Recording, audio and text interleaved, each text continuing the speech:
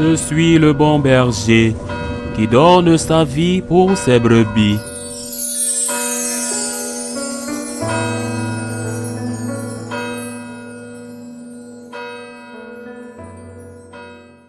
En ce temps-là, pendant que Jésus parlait, un pharisien l'invita pour le repas de midi. Jésus entra chez lui et prit place. Le pharisien fut étonné en voyant qu'il n'avait pas fait d'abord les ablutions précédant le repas. Le Seigneur lui dit, « Bien sûr, vous les pharisiens, vous purifiez l'extérieur de la coupe et du plat, mais à l'intérieur de vous-même, vous êtes remplis de cupidité et de méchanceté. Insensé, celui qui a fait l'extérieur n'a-t-il pas fait aussi l'intérieur? Donnez plutôt en aumône ce que vous avez, et alors tout sera pur pour vous. » Acclamons la parole de Dieu. Le Seigneur réprimande ce pharisien, car il comprend qu'il le critique pour ne pas avoir pris les mesures d'hygiène et de salubrité habituelles à cette époque. Bien sûr, le Seigneur avait l'habitude de se laver les mains avant de manger. Tous les Juifs le faisaient, mais il voulait donner une leçon. Et ce jour-là, il fit une exception de ne pas se laver les mains, de ne pas observer cette mesure d'hygiène. Et voici la leçon. Qu'a-t-il en vous en réalité? Pas seulement ce qui est à l'extérieur, mais ce qui est en vous, à l'intérieur de vous. Dans ce cas, il reproche aux pharisiens d'être extérieurement des hommes respectueux de la loi.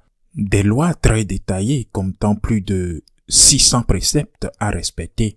Apparemment, il est instruit et respectueux de la loi, ce pharisien qui l'a invité. Mais l'intérieur, à l'intérieur de lui, il nourrit du ressentiment, de l'ambition et peut-être même de la convoitise. Et Jésus le lui reproche en disant, « Ce que tu fais, c'est bien, tu respectes la loi, mais le Seigneur connaît ton cœur. Il sait ce qu'il y a en toi. » Cet enseignement s'applique à chacun de nous. C'est pourquoi l'Église nous rappelle qu'on peut aussi pécher avec ses pensées, c'est-à-dire, comme le dit Jésus à une autre occasion, celui qui regarde une femme avec convoitise commet déjà un péché, commet déjà l'adultère. Ce sont des péchés de pensée, non seulement contre le 6e commandement qui serait ceux du 9e, mais des péchés de pensée. Par exemple, de ressentiment quand on souhaite du mal à quelqu'un, d'une ambition qui ne tient pas compte des limites, qui ne tient pas compte du fait que la fin ne justifie pas les moyens.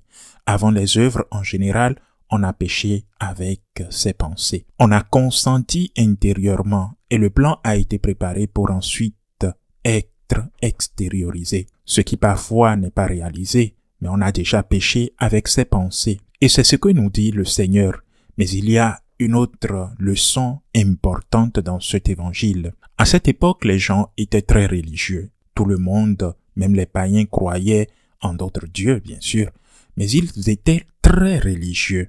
Leur foi en Dieu ne leur posait aucun problème. Ils n'étaient pas athées, certes.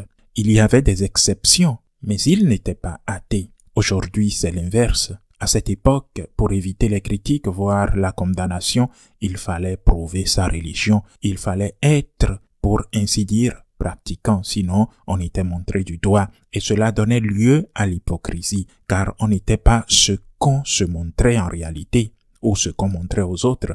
Mais aujourd'hui, c'est tout le contraire. Aujourd'hui, ceux qui vont à la messe, du moins dans les pays occidentaux, certainement sur d'autres continents en général, les gens vont à la messe, pas pour être forcément applaudis, mais pour être des personnes visiblement bien, pour éviter les critiques, pour éviter qu'on dise telle chose de toi. Aujourd'hui, lorsqu'un membre de la famille, une mère ou un père, ou quiconque, un grand-père ou une grand-mère bénit la table avant de manger, par exemple, on leur lance des regards noirs. Aujourd'hui, si vous voulez aller à la messe, vous risquez d'être ridiculisé à la maison ou au travail. Alors, beaucoup y vont pour éviter cela. Alors, il y a un problème dans la motivation qui vous pousse à aller à la messe. Non seulement la pratique religieuse est importante, mais peut-être vous avez le souci d'en parler autour de vous. Vous vous cachez même pour que votre pratique religieuse ne soit pas connue de tous. Et il n'y a aucune raison pour que cela se sache, car vous ne vous promenez pas avec une pancarte indiquant « Je suis allé à la messe ce dimanche ». Mais pratiquer les commandements, refuser la corruption, par exemple, faire son travail correctement, respecter ses horaires, ne pas s'absenter du travail et chercher des excuses. Eh bien, si vous le faites, si vous êtes parfait, vous êtes mal vu. Vous pourriez même encourir une punition, une persécution, si vous ne voulez pas être corrompu, si vous ne voulez pas que nous partagions cet argent volé, alors vous êtes un traître. Vous devrez donc agir comme les autres ont fait. Sinon, on vous regarde mal. Et pire encore, vous êtes persécuté. Aujourd'hui, l'hypocrisie gangrène notre société. Et si autrefois, et peut-être pas si longtemps, il existait une pression sociale en faveur de la religion qui a fait de nombreux hypocrites, aujourd'hui, il existe une pression sociale contre la religion. Aujourd'hui, celui qui va à la messe n'est pas un pharisien. Celui qui s'efforce d'observer les commandements, tous les commandements, n'est pas un pharisien.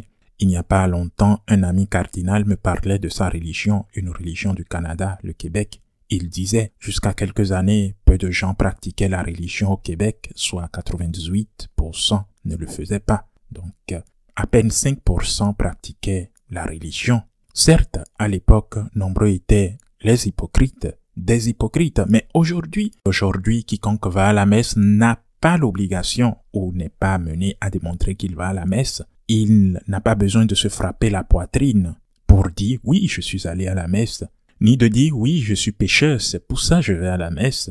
Eh bien oui, c'est vrai, nous sommes pécheurs. Et nous commençons par dire « je confesse avoir beaucoup péché ». Nous sommes pécheurs, mais nous n'allons pas à la messe parce que les gens nous accuseront si nous n'y allons pas. Nous allons à la messe en sachant que les gens nous accuseront précisément parce que nous y allons. Les critiques, les attaques, tout ça nous a purifiés. Elles ont balayé bien des feuilles mortes, ne laissant susciter que la vérité. Pécheurs, si, mais nous allons à la messe. Ceux qui ne le font pas, laissons-les avec leur conscience. Ils ont probablement des raisons de ne pas y aller, mais prions pour eux afin qu'ils retrouvent le chemin de la vérité, le chemin de l'Église. Que le Seigneur nous aide à lui être fidèles. Ainsi soit-il.